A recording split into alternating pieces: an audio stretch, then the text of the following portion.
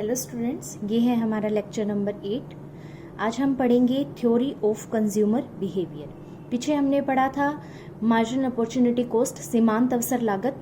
अगले चैप्टर के अंदर हम पढ़ेंगे theory of consumer behaviour. Economics में हम पढ़ते हैं कि अगर प्राइजेस बढ़ जाते हैं तो कंज्यूमर कैसा बिहेव करता है, अगर प्राइजेस ज़्यादा हो जाते हैं तो कंज्यूमर कैसा बिहेव करता है, ठीक है ना।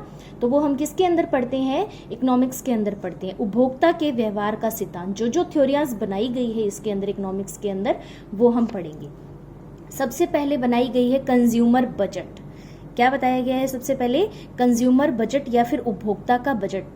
उपभोक्ता का बजट हम जब भी कोई सामान लेने के लिए जाते हैं, जितना हमारे पॉकेट के अंदर जो मनी होती है कि हमने हाँ ये स्पेंड करनी है, वो क्या कहलाती है? उपभोक्ता बजट कहलाती है। ठीक है, अगर हमारे पॉकेट के अंदर 100 रुपीज़ है या फिर 10 रुपीज़ है किसी भी सामान को खरीदने के लिए, 1000 है, वो क्या कहलाएगा? उसका कंज्यूमर का बजट कहलाएगा, जो वो खरीदने के लिए जाएगा। बजट दो टाइप का होता है, दो टाइप का नहीं कह सकते, दो पार्ट्स होते हैं उसके अंदर। एक तो होता है बजट सेट, एक होती है बजट लाइन। ठीक है, अब इसके अंदर एक एग्जाम्पल लिया गया है कि कोई भी ए पर्सन है, उसकी इनकम या फिर उसकी पॉकेट में कितने रुपए हैं? 60 रुपए हैं। उसको दो वस्तुएं खरीदनी है। हम इसके अंदर दो कॉम्बिनेशन को खरीदते हैं। नॉर्मली लाइफ के अंदर क्या होता है कि हम बहुत सारी चीज़ों को खरीदते हैं, पर इसके अंदर क्या कहा गया है कि क्योंकि हम इसको ग्राफ में ड्रा नहीं कर पाएंगे, इसलिए हम इसके अंदर क्या मान के चलते हैं कि हम क्या करते हैं, सिर्फ दो वस्तुओं को ही लेते हैं। कि मान के ये चलते हैं कि सिर्फ हम दो वस्तुओं को ही खरीदने जा रहे हैं मार्केट के अंदर। तो एक वस्तु का नाम है एक्स गुड और दूसरी वस्तु का नाम क्या है? Why good. जो ये 60 रुपीज़ है वो टोटल के टोटल स्पेंड करके आएगा। रियल लाइफ के अंदर तो हम बचा के भी ले आते हैं, पर इसके अंदर इकोनॉमिक्स में क्या कहा गया है कि इकोनॉमिक्स का सर्कल तभी चलेगा जब वो जितनी भी उसके पास जो खर्च करने की जो इनकम होती है वो पूरी स्पेंड करके आए। तो हम इसके अंदर ये मान के चलेंगे कि उसके पास जितने भी रुपए हैं वो क्या करके आएगा? सारे के सारे खर्च करके आएगा, तभी उसको क्या मिलेगी? ज़्यादा संतुष्टि मिलेगी या फिर मैक्सिमम सेटिस्फेक्शन मिलेगी। यहाँ पर क्या बताया गया है? एक्स गुड, दो वस्तुएं बताई गई है मैंने, एक्स गुड और वाई गुड। ठीक है, दो वस्तुएं हैं। जो एक्स गुड है वो कितने रुपए की मिलने लग रही है? 2 रुपए की एक। और जो वाई गुड है वो कितने रुपए में मिलने लग रही है? 1 रुपए में एक। तो यहाँ पर देखो A B C D 4 combination दिखाए हैं इसके अंदर। वो अपनी मर्जी से इसको कम, इसको ज्यादा, इसको कम, इसको ज्यादा, इसको कम चेंज करके खरीद सकता है। ठीक है, एक कॉम्बिनेशन के अंदर उसने संभावनाएं बता रखी है कि कौन कौन से कॉम्बिनेशन को वो खरीद सकता है। ए के अंदर क्या कह रखा है कि वो एक्स गुड को तो बिल्कुल भी ना खरीदे, 0। और वाई गुड मतलब 1 रुपए में एक है तो वो मैक्सिमम कितनी खरीद सकता है? 60 रुपए में 60 खरीद सकता है, तो ये खरीदेगा वो 60। अब बी कॉम्बिनेशन के अंदर क्या है? वो एक्स गुड की तो 10 चीजें खरीदे, मतलब 10 पीसेस खरीदे, तो कितने रुपए खर्च हो गए इसके? 20 रुपए। बचे कितने? 40 रुपए, तो वो 40 इसके ऊपर। ठीक है, यहाँ पर देखो किसी के अंदर भी वो सेविंग नहीं करने लग रहा, जितने हैं वो सारे खर्च करने लग रहे हैं इन दो वस्तुओं के अंदर, चाहे वो एक ले चाहे वो दोनों ले, एक और दोनों, इससे ज्यादा नहीं ले सकता। सी कॉम्बिनेशन या फिर थर्ड कॉम्बिनेशन में क्या है? 20 रुपए तो वो इसके ऊपर यूज करने लग 20 क्वांटिटी इसकी खरीदने लग रहा है, मतलब 40 रुपये इसके ऊपर लगाने लग रहा है, और जो 20 बच गए वो क्या करने लग रहा है? Why good. हो सकता है कि 30 इसके अंदर इसलिए रखा है क्योंकि 60 रुपये वो सारी की सारी किसको खरीदने लग रहा है? एक्स गुड को खरीदने लग रहा है, वो वाई को बिल्कुल भी नहीं खरीदने लग रहा है।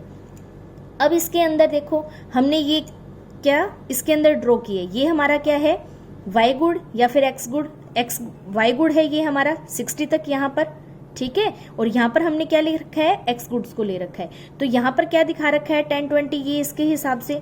और ये ड्रॉ करेंगे तो हमें ये लाइन प्राप्त होगी। यहाँ पर 30, क्योंकि मैक्सिमम हम 30 खरीद सकते हैं। देखो यहाँ पर हम 30 खरीद सकते हैं। शुरू के अंदर देखो एक कॉम्बिनेशन के अंदर वो कितनी खरीदने लग रहा है? ए की एक्स गुड की 0 और वाई की 60। यहाँ पर ये 0 और ये इसकी 60। सेकंड के अंदर क्या है? 10 और 40 का कॉम्बिनेशन। यहाँ से वो 10 खरीदने लग रहा है, इसको आप ऐसे भी ड्रा कर सकते हो, यहाँ पर ये खरीदने लग रहा है। ठीक है, और सी कॉम्बिनेशन के अंदर क्या खरीदने लग रहा है? वो 20 इसके खरीदने लग रहा है और 20 इसके खरीदने लग रहा है। और डी के अंदर वो सारे के सारे 30 ये खरीदने लग रहा है, इसकी तो 0 है। ठीक है, ये कॉम्बिनेशन बन गए। यहाँ पर ये क्या है? यहाँ पर हमारा फर्स्ट तो है A B C और ये D। ठीक है ना, अगर हम बीच में ये ड्रा नहीं करते तो भी ठीक है, अगर कर दिया तो भी कोई गलत नहीं है। तो इन पॉइंट्स को मिलाकर जो भी हमें प्राप्त होती है वो हमारी क्या कहलाती है, बजट लाइन। इन पॉइंट्स को अगर मैं ड्रॉ कर देती हूं तो वो क्या कहलाएगी, हमारी बजट लाइन कहलाती है। बजट सेट, ऊपर हमने एक बात की थी कि बजट सेट क्या होती है। बजट सेट क्या होती है, ये जो कॉम्बिनेशन दिखाया गया है ना कि हम किन किन कॉम्बिनेशन को ले सकते हैं, किन किन कॉम्बिनेशन को हम ले सकते हैं, वो क्या कहलाते हैं, हमारे बजट सेट। जैसे ए कॉम्बिनेशन के अंदर 0-60, 0-60 ये है, क्या है, सेट है ये। 10-40 ये क्या है, बजट सेट। 20-20 ये क्या है, बजट सेट। 30-0 ये क्या है, ये सारी चीजें क्या है, बजट सेट कहलाती है। ठीक है, इस तरीके से इन पॉइंट्स को मिलाकर हम इनके बीच में भी ले सकते हैं, इनके बीच में भी ले सकते हैं कोई भी पॉइंट्स। ये तो बहुत कम बने हैं, इसके अंदर आप कुछ भी बना सकते हो, कितने ही सेट बना सकते हो। यहाँ पर कोई जरूरी नहीं है आप 10 लो, यहाँ पर 8 ले सकते हो, यहाँ पर 25 ले सकते हो, यहाँ पर कोई भी कॉम्बिनेशन ले सकते हो। पर हमारी मनी क्या है, सेविंग नहीं होनी चाहिए। हमें क्या करना पड़ेगा, उसका सारा का सारा कंज्यूम करनी पड़ेगी या फिर सारी की सारी स्पेंड करनी पड़ेगी। ठीक है, बजट लाइन के अंदर ये जो इन पॉइंट्स को मिलकर बनती है वो क्या कहलाती है, बजट लाइन। और जो ये कॉम्बिनेशन हमें मिलते हैं ये क्या कहलाते हैं, बजट सेट कहलाते हैं।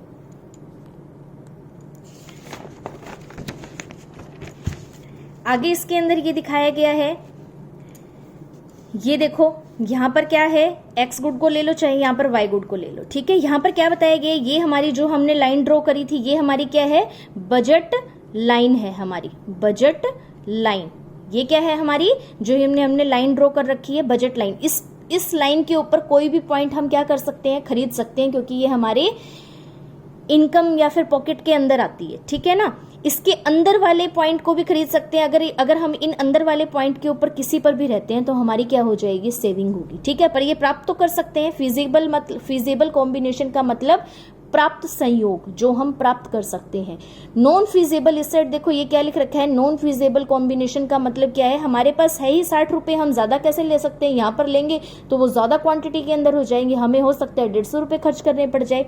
तो जो बजट लाइन के ऊपर और बजट लाइन के जो अंदर होते हैं वो कौन से होते हैं, फीजिबल कॉम्बिनेशन होते हैं। और जो बजट लाइन के बाहर होते हैं वो क्या होते हैं, नॉन फीजिबल कॉम्बिनेशन होते हैं। ठीक है, और अब यहां पर देखो उपभोक्ता की प्राथमिकताएं, प्रेफरेंस ऑफ द कंज्यूमर, किस तरीके से प्रेफरेंस देता है कंज्यूमर, ये बताया गया है इसके अंदर।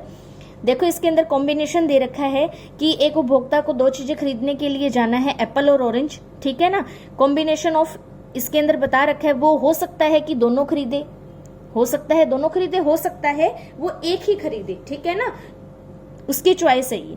ए कॉम्बिनेशन के अंदर एक तो वो एप्पल लेने लग रहा है और 10 क्या लेने लग रहा है, वो ऑरेंजेस। यहाँ बजट लाइन का कोई सिस्टम नहीं है, यहाँ पर सिंपल क्या बताया गया है, उपभोक्ता की प्राथमिकताएं क्या होती है, किस तरीके से कोई उपभोक्ता ले सकता है।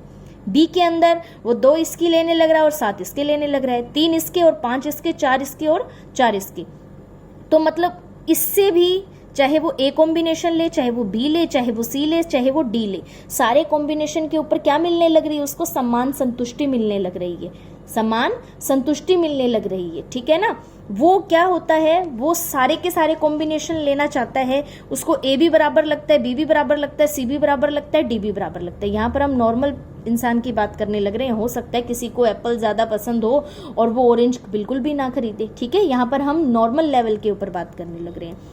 तो वो जब सारे के सारे कॉम्बिनेशन के अंदर पजल होता है, या फिर ये कह सकते हैं कि वो सारे कॉम्बिनेशन को ही लेना चाहते हैं, उससे इक्वल संतुष्टि लगती है, तो उसको क्या कहा जाता है, इंडिफरेंस सेट कहा जाता है, या फिर तटस्थता समूह कहा जाता है।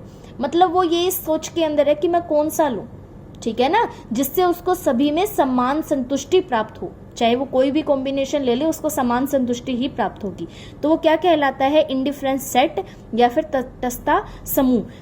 तटस्थता समूह की क्या विशेषताएं होती है, इसमें क्या होता है, सेम लेवल सेटिस्फिकेशन होते हैं, चाहे वो ए कॉम्बिनेशन ले, चाहे वो बी ले, चाहे वो सी ले, चाहे वो डी ले, सभी में क्या मिलेगी, उसको समान संतुष्टि प्राप्त होगी। ठीक है ना।